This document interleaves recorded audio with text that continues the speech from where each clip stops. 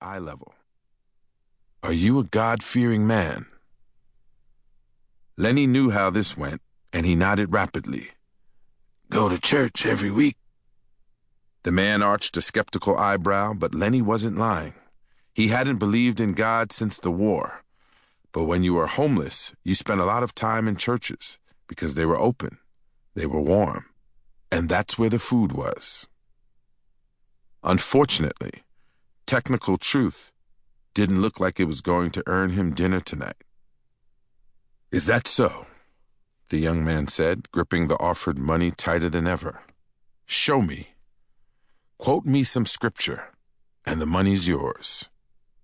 Lenny didn't know a word of scripture, but he tried anyway, reciting some phrases he'd seen typed on the church bulletins he took for fire kindling. It must not have been good enough, because the man snatched the bill right back out of his hands, making Lenny cry out.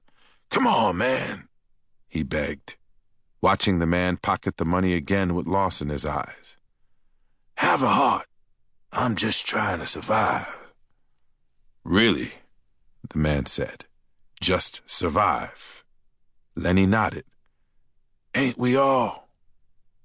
For some reason, this made the man smile. "And what if I were to offer you something better?" he asked, reaching his gloved hand inside his heavy winter coat to pull out a small glass bottle filled with a liquid so bright green it almost seemed to glow in the dim light.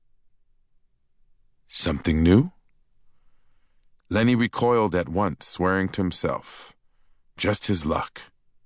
The one bite he got tonight, and it was a pusher. Unlike a lot of people he'd met on the street, though, Lenny didn't truck with drugs. He'd had enough chemicals sprayed on him in Nam to last 5 lifetimes. "Nah, man," he said, scooting backwards farther into the shelter of the bridge. "I don't touch that stuff." "It's free," the man said, tossing the green vial casually in his hand. "Try it." The first hit was always free. "Nah," Lenny said again, backing away. "I'm clean, man. I don't do that." Even if he had been a druggie, he wouldn't have touched the stuff in the man's hand. Lenny had never seen anything like the green liquid in the bottle, but it reeked of rotten eggs. Yet another reason to get out of here quick, before things got weirder. But as Lenny pushed himself off the pavement to walk away, the man in black grabbed his arm. "I think there's been a misunderstanding," the stranger said softly. "That wasn't a request." Lenny swore and yanked, trying in vain to escape. It should have been easy. He'd been a soldier once, and still made a point to keep himself in decent shape, despite his life on the street. But the man in black was freakishly strong. No matter what Lenny did, the stranger moved him as easily as he'd move a child, letting go of his arm to grab Lenny by the jaw. He started to squeeze then, forcing Lenny's mouth open with one hand as he popped the lid off the vial with the other. Eyes wide, Lenny lashed out with his feet and fists, but the man just seemed to absorb the blows as if they were nothing, as he poured the green substance down Lenny's throat. It tasted as vile as it smelled, and Lenny tried to spit it up, but it was as if the liquid was climbing down his throat. Worse, it hurt. The burn was so bad that Lenny couldn't even scream. His body had clamped up the moment the green crap touched his tongue.